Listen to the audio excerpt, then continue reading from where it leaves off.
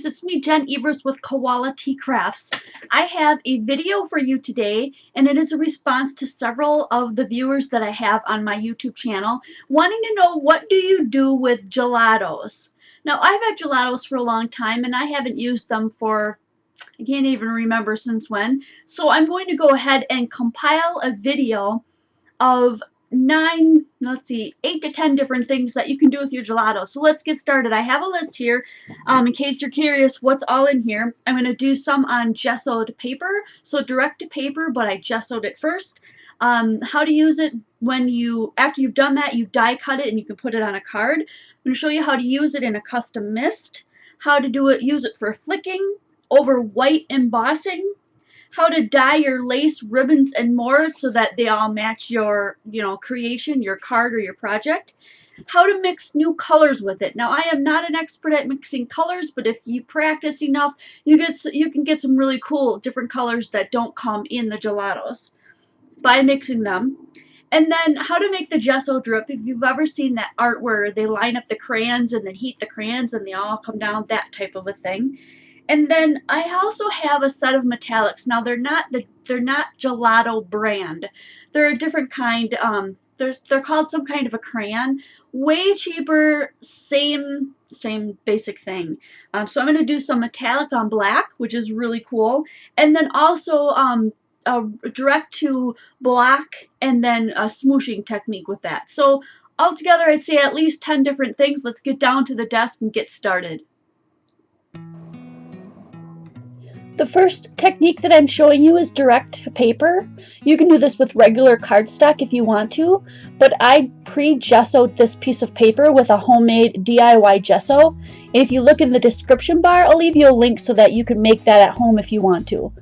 All you need is some baby powder, acrylic white paint, and any type of regular glue. So the second technique then is to just smear this with your finger. The gessoed background makes this a lot smoother and easier to do. However, you can do it on regular cardstock if that's all you have.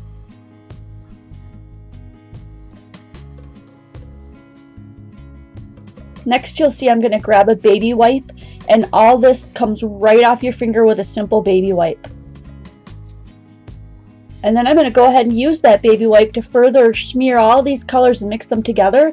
And I'm turning the baby wipe around when I hit the darker colors versus the lighter ones so that I don't create a muddy or a brown color.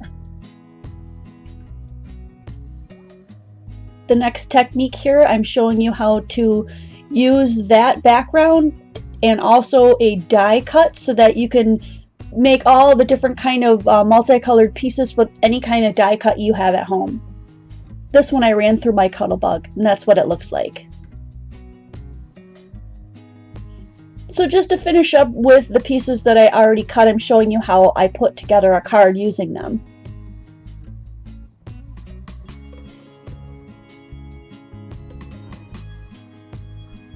Some of the pieces I used my ATG gun and put flat down right onto the paper, and then others I used a double-sided foam adhesive to raise them up to create some more dimension on the card.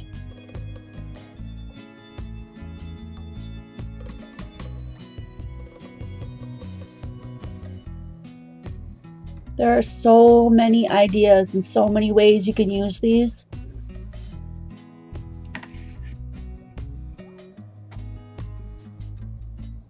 The little glue bottle that I'm using you can get at Tilly's Bridge on Etsy.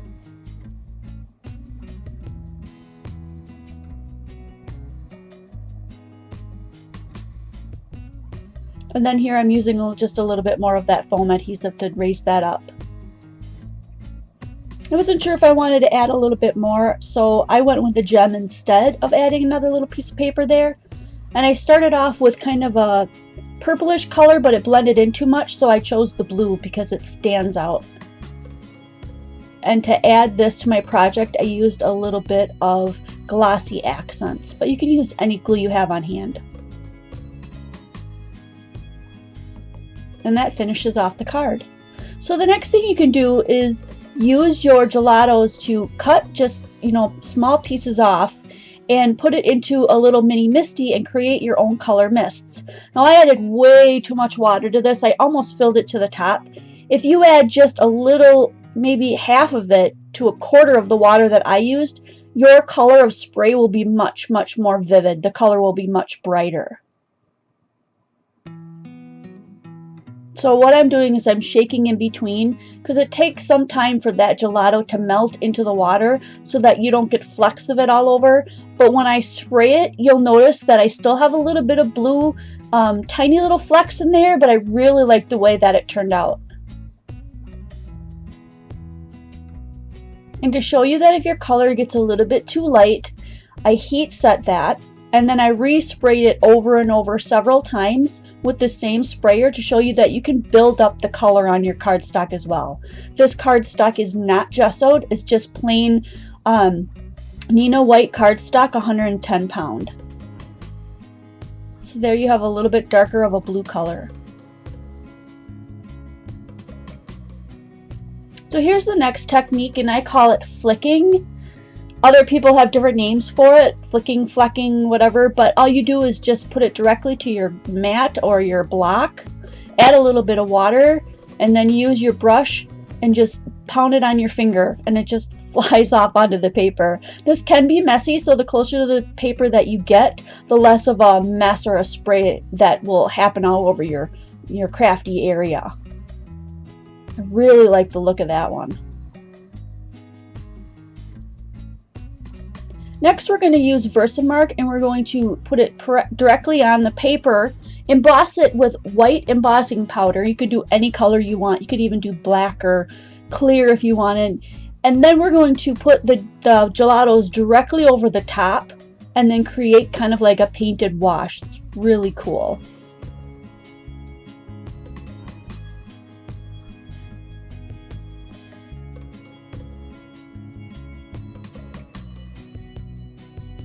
So I chose kind of a darker pink, almost a fuchsia, and a little bit of blue, hoping that it would create a little bit of purple in the middle, and it certainly did. It looks really cool, and all I did was add some water with a brush, and then I wiped over the top with a paper towel so that all of that white embossing stood out.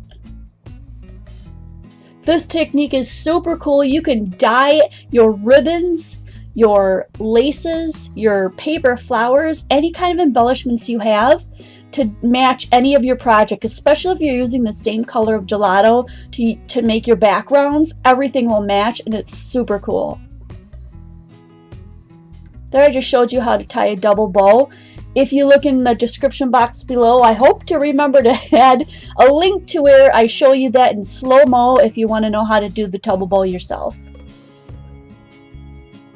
There I took a paper flower that I created and just dyed it color to match that background paper that I created. And now I'm doing a trim in a light blue. Now if you watch me, it didn't cover all the white, so I used my finger to finish and smear it through the rest of the fabric.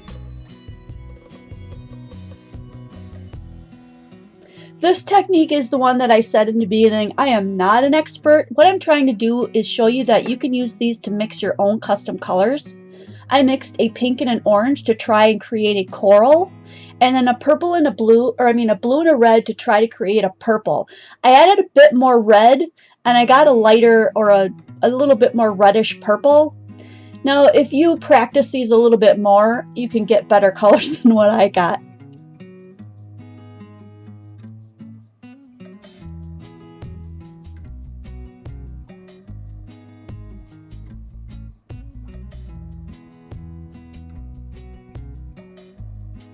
So this is the gessoed paper I was talking about, and I'm showing you how I did the dripping technique. Because I added a lot of water and I didn't use very much color, you're going to notice that this turns out very, very light colored. Now if you add more pigment in between, or you add a lot more of that gelato onto your crafty mat, you'll get a much deeper color than what I got. But it turned out really pretty.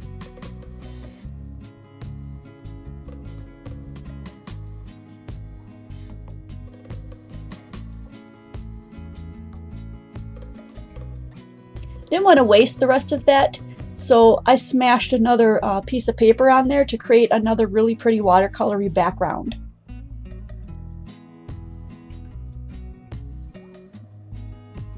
So here are the creamy crayons I was talking about. These are not Gelato brand, but they are exactly the same thing, only they have a very shiny metallic, like a shimmer to them.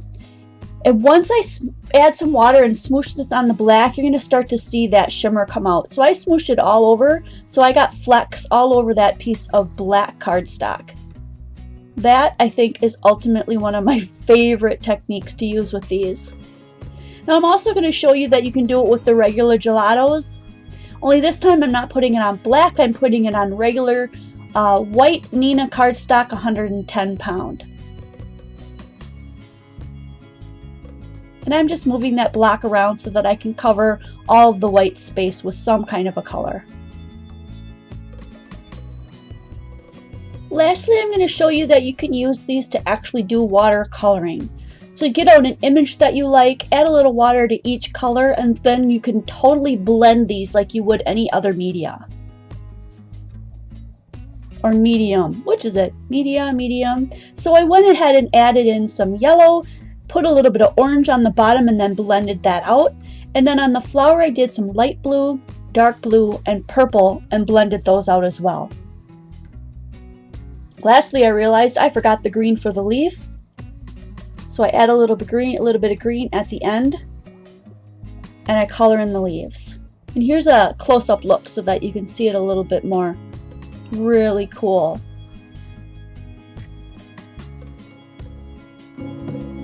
So I'm finishing out here with photos of everything that we did using all the techniques I showed you today using your gelatos. I hope you enjoyed this video. If you did, please give me a thumbs up. Subscribe to my channel if you haven't so you don't miss out on any of the upcoming videos that I put out every weekend. And I'll see you guys next video.